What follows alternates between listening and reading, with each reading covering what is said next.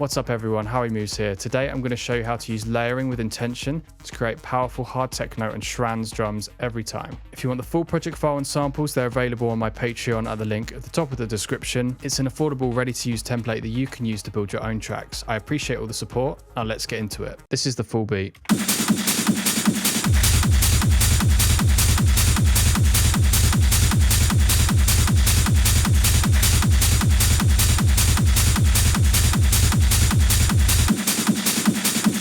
Okay, so we're at 155 BPM, which is the standard for hard techno and Schranz at the moment. Now the goal here is to try and even out the frequency spectrum with all the drum layers so that you've got a good balance between lows, low mids, mids and highs. The second goal is to try and use different textures that complement each other and that don't clash. If you have two elements that are the same, you're just going to have a load of clashing. I'm going to go through the individual elements starting from the kick, and we'll listen to how these things are layering, overlapping and creating that full crunchy sound that you hear. So the first thing we have is this kick, which is a kick and rumble together. It's already been mixed, processed and balanced out. I'm using this for the purpose of this video just to cover the low end of the track.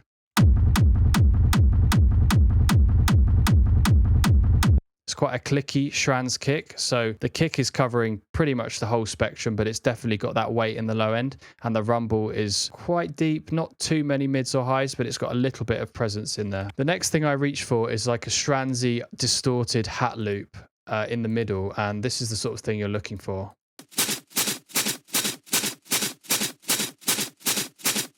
It's been heavily distorted. It almost sounds more like white noise, like a shaker. And I've layered that with this second one, which is a different texture and a slightly different rhythm.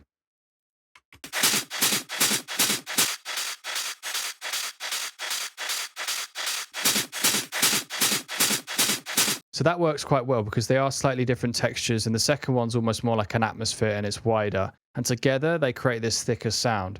So this is what we're going to try and do with every single layer. Next up, I've actually got a hi-hat, and obviously this is more for the top end, but it's quite a clean relatively. It's quite a clean hi-hat, so that sounds like this.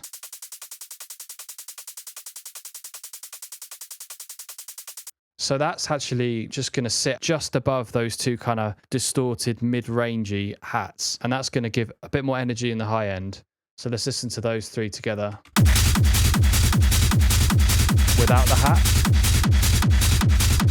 And with. Okay, so now that's kind of like getting that mid-range power, but we're still lacking a bit of energy in the low mids, I'd say. And these perk sort of sounds and loops that you can make by distorting percussion or just finding a great loop like this that works really well. So let's listen to those.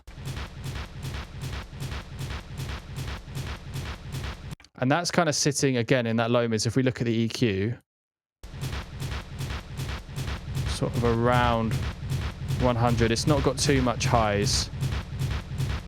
Yeah, so that's sort of sitting quite well there. And then we've got one more to layer with that one in that same area. Let's listen to that.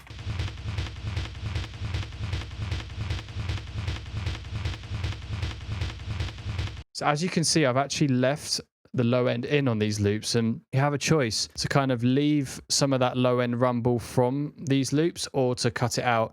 And sometimes it just sounds better if you just leave it in. Always make the bass mono. As you can see, I've made the bass mono below 183 on these lower mid elements, but yeah, they layer really well with everything else. So if I play those with the kick,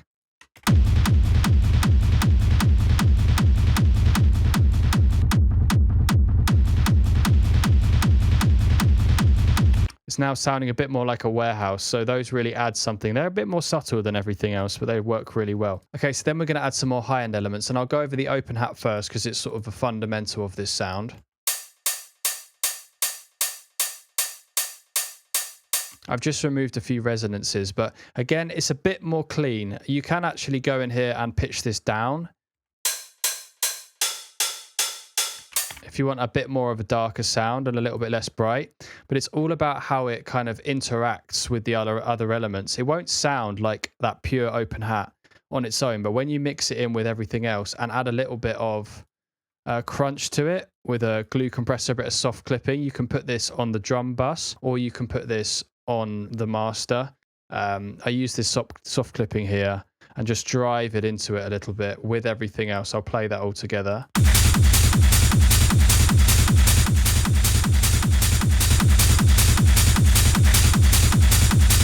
you can just see that kind of clipping when that open hat comes in and all the rumble on the sidechain comes in. It really adds a bit more crunch to the sound, which is what you're looking to do. So let's just have a quick look at these rides. So this ride is a more smooth, wide, open ride, a bit more reverb on it, a bit more effect. And then we've got this one, which is kind of coming right down the middle a bit more.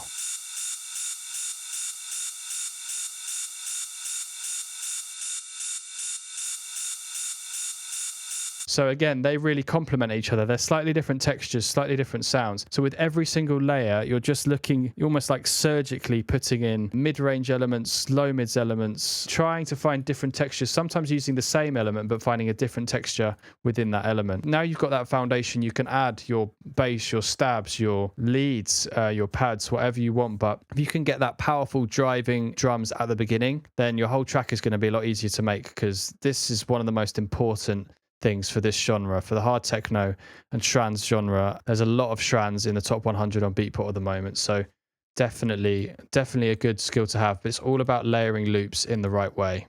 Once again, you can grab this project on my Patreon. All your support over there helps me continue doing these videos. You can now check out my brand new wavetable rave techno presets, which are great for this genre, and you can find audio services, coaching and more at lawrecords.com. Thanks very much, and I'll see you in the next one.